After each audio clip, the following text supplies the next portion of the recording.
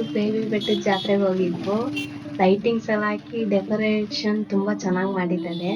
Right side ಅಲ್ಲಿ ಒಂಟಿಕೊಪ್ಲು ಮೈಸೂರು ಅಂತ board ಹಾಕಿದ್ರು. ಅದ್ರೊಳಗಡೆ ಏನಿದೆ ಅಂತ ಹೋಗಿ ನೋಡಿದಾಗ ಎಲ್ಲಾ ದನಗಳನ್ನ ಕಟ್ಟಾಕಿದ್ರು. ಇಲ್ಲಿಗೆ ಮೈಸೂರಿಂದ ಕೂಡ ದನಗಳನ್ನ ಹೊಡ್ಕೊ ಬರ್ತಾರೆ.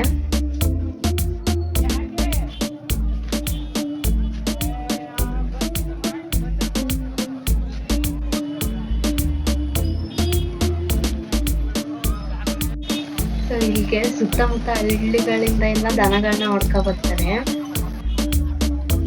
ಇದ್ರ ಹೆಸರೇ ಭಾರಿ ದನಗಳ ಜಾತ್ರೆ ಅಂತ ಈ ಜಾತ್ರೆ ಹೆಸರು. ಅಲ್ಲಿ ದನಗಳ ಮಧ್ಯದಲ್ಲಿ ಮುದ್ದಾಗಿರೋ ಕುರಿ ಮರಿಗಳನ್ನ ನೋಡ್ದೆ, ತುಂಬಾ ಚೆನ್ನಾಗಿತ್ತು. ಹಂಗೆ ನೋಡ್ಕೊ ಬಂದ್ರೆ ನಮ್ ಬಾಸ್ ದನಗಳನ್ನ ಕಟ್ಟಾಕಿದ್ರು. ನೋಡಕ್ಕೆ ತುಂಬಾ ಗದ್ದಾಗಿ ಭಯಂಕರವಾಗಿತ್ತು. ಹಂಗೆ ನೋಡ್ಕೊಂಡ್ ಮುಂದೆ ಬಂದು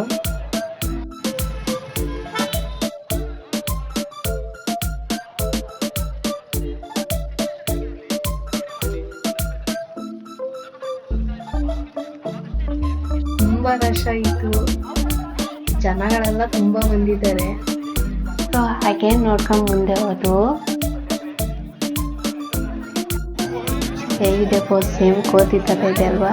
ಹಂಗೆ ಹಿಂದೆ ತಿರುಗಿ ನೋಡಿದ್ರೆ ಕೋಳಿ ಮತ್ತೆ 2 ಕುರಿ ಮರಿಗಳಿದ್ವು.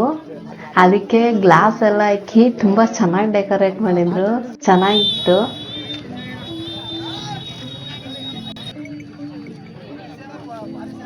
ಹಿಂಗೆ ನೋಡ್ಕೊಂಡ್ ಮುಂದೆ ಬಂದ್ವು. ಈ ಜಾತ್ರೆ ಎಲ್ಲಿ ನಡೆಯುತ್ತೆ ಅಂದ್ರೆ ಮಂಡ್ಯ ಜಿಲ್ಲೆಯ ಪಾಂಡವಪುರ ತಾಲೂಕಿನ ಚಿನ್ಕುಳಿ ಹತ್ರ ಇರೋ ಬೇಬಿ ಬೆಟ್ಟದಲ್ಲಿ ನಡೆಯುತ್ತೆ.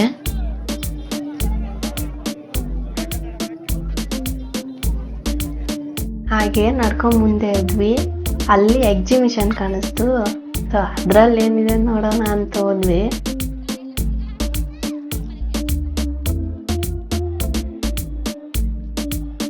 ಅದ್ರಲ್ಲಿ ಬರೀ ಗಿಡಗಳನ್ನ ನೆಟ್ ಮಡಗಿದ್ರು. ಹಾಗೆ ಮಷಿನ್ ಕೂಡ ಇತ್ತು. ಅದು ನೋಡಕ್ ತುಂಬಾ ಚೆನ್ನಾಗಿತ್ತು.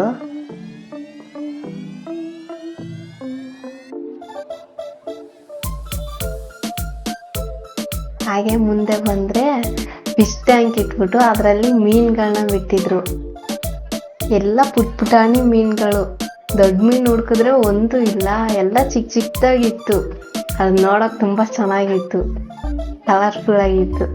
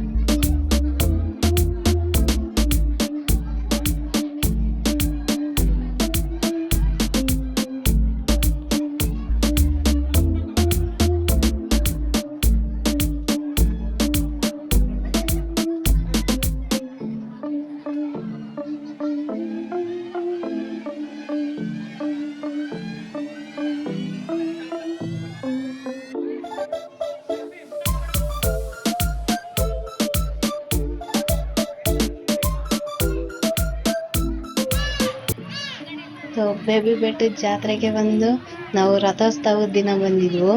ಎಲ್ಲ ತೇರು ಎಳಿತಾ ಇದ್ರು. ನಾವೊಂದು ಕೈ ಹಾಕದ ಅಂತ ನೋಡ್ದು, ಆದ್ರೆ ಕೈ ಹಾಕೋದಿರ್ಲಿ, ಅಲ್ಲಿ ಕಾಲು ಇಡೋಕೆ ಕೂಡ ಜಾಗ ಇಲ್ಲ. ತುಂಬಾ ರಶ್ ಆಗಿತ್ತು, ತುಂಬಾ ಜನ ಬಂದಿದ್ರು.